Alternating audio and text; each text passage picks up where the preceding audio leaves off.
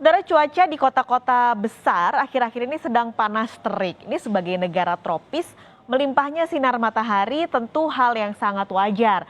Bahkan ada di beberapa kota atau beberapa daerah sering dikatakan mataharinya ada banyak, ada 3 atau ada 4, saking panasnya saudara.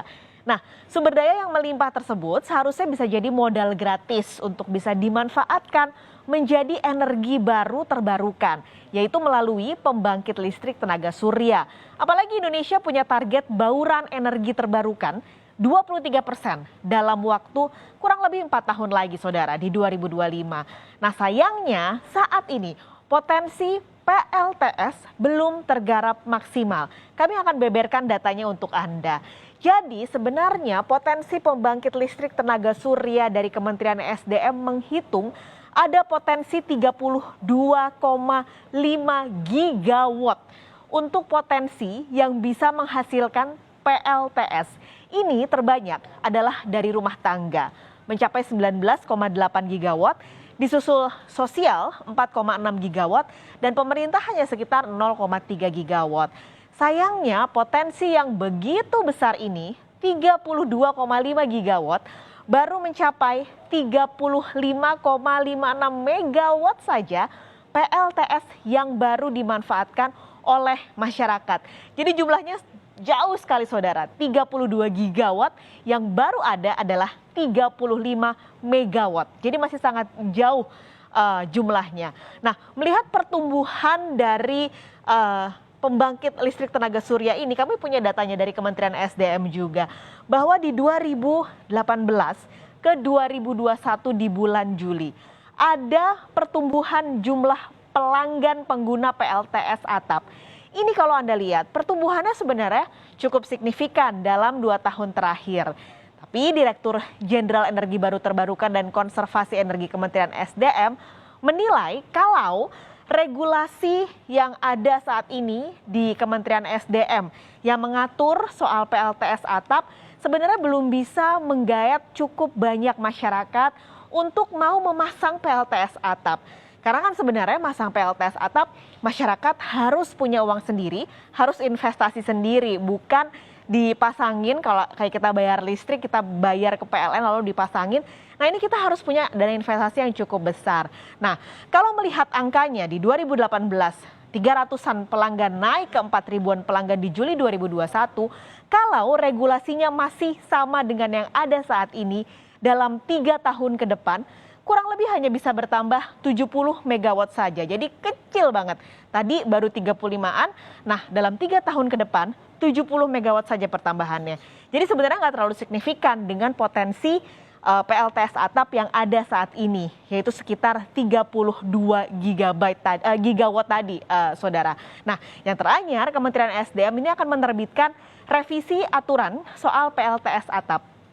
Salah satunya adalah nanti PLN wajib membeli 100% listrik dari sisa daya PLTS yang tak terpakai pelanggan atau istilahnya ekspor listrik. Kami akan berikan kepada Anda pernyataan dari Menteri SDM. Sangat mendorong pemasangan PLTS atap atau solar rooftop yang besaran investasinya di lokasi masing-masing tidak terlalu mahal dan dapat dilakukan oleh rumah tangga, perkantoran, bisnis maupun industri secara swadaya.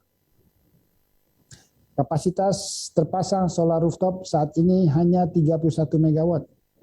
Padahal terdapat potensi sekitar 32.000 megawatt. Baik di rumah tangga, bisnis, industri sosial maupun gedung pemerintah dan BUMN. Untuk lebih menggairahkannya, kami sedang menyempurnakan regulasi solar rooftop agar lebih bisa menarik. Kami optimis pemanfaatan solar rooftop dapat dipercepat. Untuk itu dibutuhkan peran aktif semua pihak. Jadi memang kendala terbesar adalah soal biaya, karena dana yang harus dirogoh untuk memasang PLTS atap ini tidak murah saudara. Jadi Kementerian SDM sudah punya website, Anda juga bisa langsung mengaksesnya nanti untuk ngecek sebenarnya berapa sih biaya yang harus Anda keluarkan kalau mau masang PLTS atap. Ini tadi saya memberikan atau membuat sedikit simulasi, ini adalah pemasangannya atau biaya pasangan. Anda bisa langsung mengecek di websitenya. Tadi saya memasang simulasi 40 meter persegi. dengan biaya pemasangan ternyata mencapai 46 juta. Ini mendapat sekitar 8 unit panel surya dan daya di rumah tersebut adalah 3.500 volt ampere. Jadi cukup besar sebenarnya. 46 juta harus dirogoh oleh masyarakat untuk memasang panel surya di atapnya. Kalau melihat dari penghematannya, tagihan listrik kalau kita pasang dengan panel surya dengan luasan 40 meter persegi ini, yang dihemat tiap bulan adalah Rp436.000 per bulan. Jadi sebenarnya kalau mau BEP nih, mau break even point dari investasi yang dikeluarkan, cukup lama waktunya.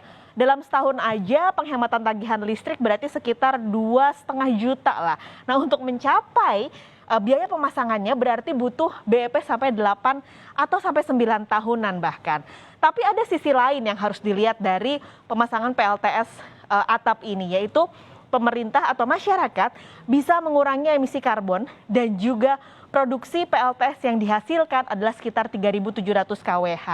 Kalau nanti revisinya jadi, di mana ada sisa listrik masyarakat bisa diekspor ke PLN, ini tentu menarik, saudara, karena nggak hanya menghemat uang, tapi kita juga bisa menghasilkan uang dari PLTS yang dipasang di rumah-rumah. Tapi sekali lagi, bahwa investasi yang diberikan atau yang harus dikeluarkan cukup besar. Indonesia sebenarnya kalah jauh dengan negara-negara besar yang sudah menggunakan PLTS atap. Ini adalah 5 besar negara-negara yang mempunyai kapasitas PLTS terbesar di dunia.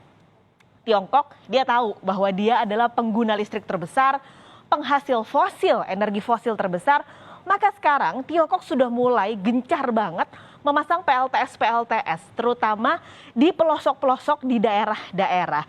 Tidak hanya itu, kalau Amerika Serikat, Jepang, India, dan Vietnam, kenapa bisa jor-joran? Karena banyak sekali insentif yang diberikan oleh pemerintah negara tersebut untuk masyarakat, industri, rumah tangga yang mau memasang PLTS, ada insentif-insentif yang cukup besar yang diberikan, baik dari insentif pemasangan ataupun insentif yang lainnya.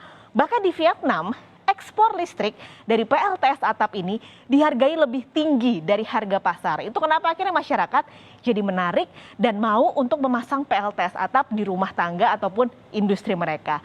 Jadi kalau kita mendorong terus PLTS atap ini berdasarkan perhitungan Kementerian SDM, semakin banyak penggunaan PLTS atap, maka tentu semakin besar pula penghematan yang bisa dilakukan negara, terutama untuk subsidi listrik, saudara. Dan yang paling penting, dengan adanya PLTS atap ini bisa menjangkau daerah-daerah yang sampai saat ini belum teraliri listrik.